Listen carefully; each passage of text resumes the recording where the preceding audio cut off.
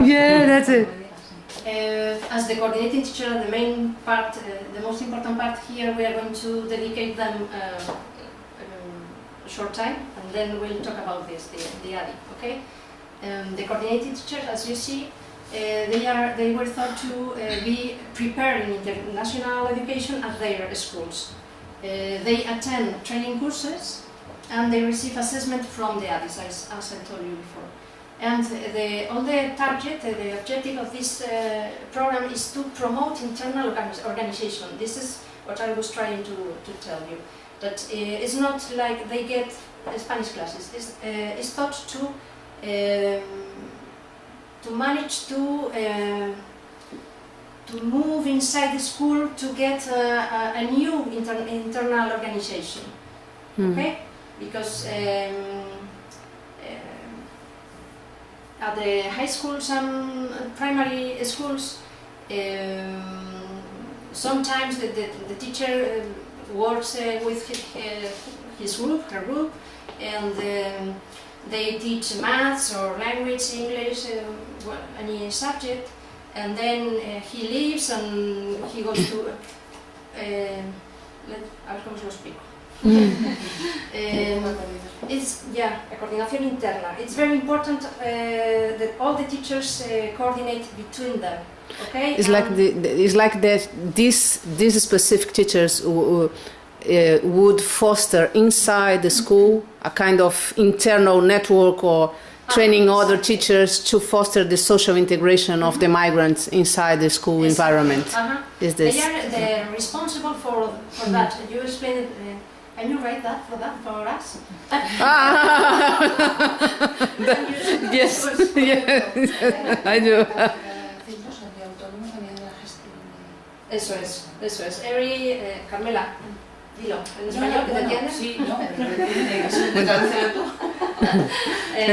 she says that it's very important that every center, every school has its own autonomy as a center to work with their problems, their realities, because que de hecho tendemos a desaparecer, que lo ideal sería que desaparecieran. Yes. We were thought as a provisional action because we are supposed to disappear in short future. We hope, because every school should have. I hope not. Should be able to manage to take care of the whole intercultural matters. Okay, but the problem is that one of the problems is that one that I told you, that most of the time they transfer and it's very hard to concienciar, to make them realize, to bring awareness para que concienciar para the importance of being in charge as a team. Okay, it's trying to say sometimes it's very difficult to raise the awareness among the teachers that it's very important to work as a team inside the schools. In fact, what we realized during these years is that the foreign students just brought up a lot of problems that the education system had already. You understand? Yeah. Because with this new topic for us, we suddenly realized that we don't work as a team, that there are a lot of weaknesses in our classes before the foreigners came here, and we weren't attending the diversity as we should. Yeah. So it's been a chance to go to review our way of teaching. Yeah. Okay. Okay. Can I ask you a question? Yes, of course. To me, this sounds like a fairy tale. A fairy tale. Because the approach in our country would be, well, they are the migrants, so they should adapt to our system. And your approach, as I understand it, is, well, let's change the system so they better fit in. So I'm just wondering, like, who came with the idea and how did you manage to persuade everybody?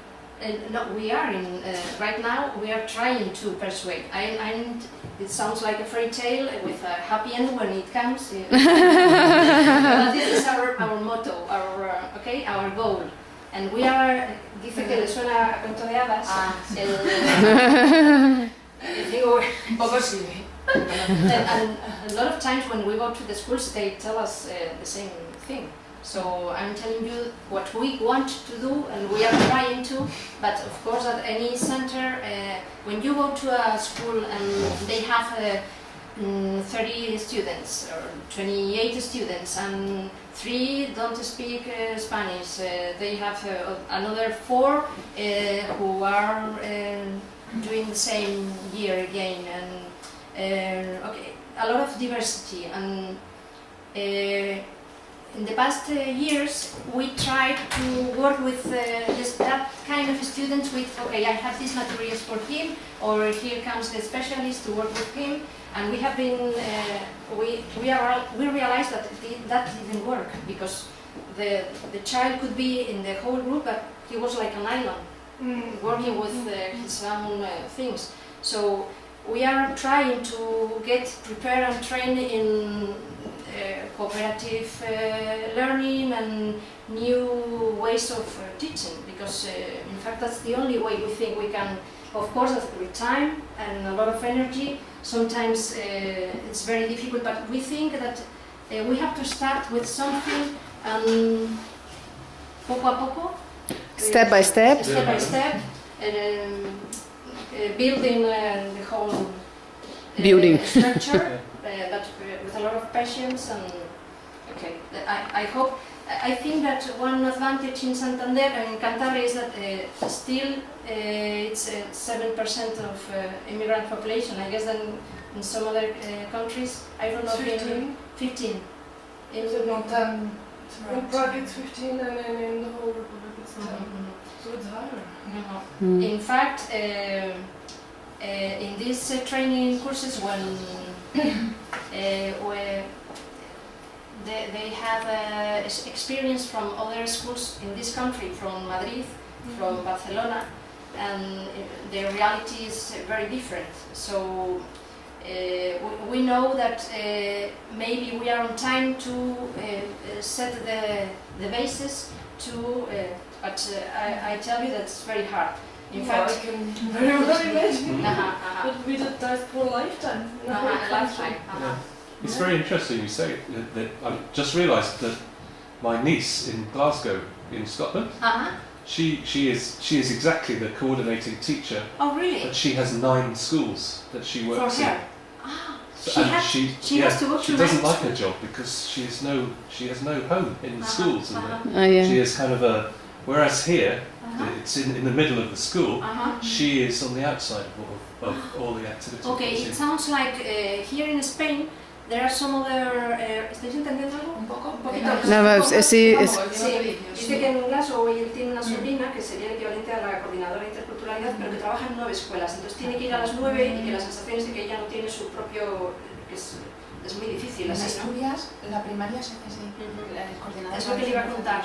Que the difference between Cantabria and other regions is that this was taught after the experience from other regions in Spain, because they have tried first, as you said. It's on the margins, sort of almost. Yeah, exactly. Yeah. And there are these special schools, or they have to, like ATAL, no, las escuelas. Las aulas de enlace en Madrid, Barcelona, Asturias, Andalucía, they have tried during these years to work with the intercultural subjects, building like this special classroom where the students come to get the Spanish classes, and then they go to their own schools, but after a while. Sometimes they spend 9 months in this school before they go to their own school. But we realized that that was building ghettos, and it was very hard for them. Then when they go to their own school, they felt very lonely, and it was a failure.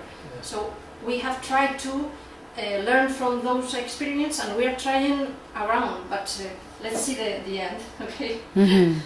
I hope it's going to be happier.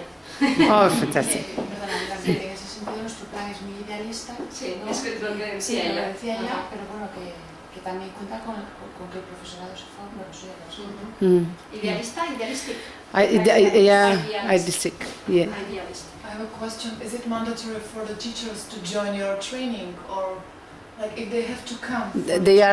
Ellos están obligados a hacer, los profesores están obligados a hacer esa formación, o es una cosa voluntaria. O... Atender a la diversidad. Sí.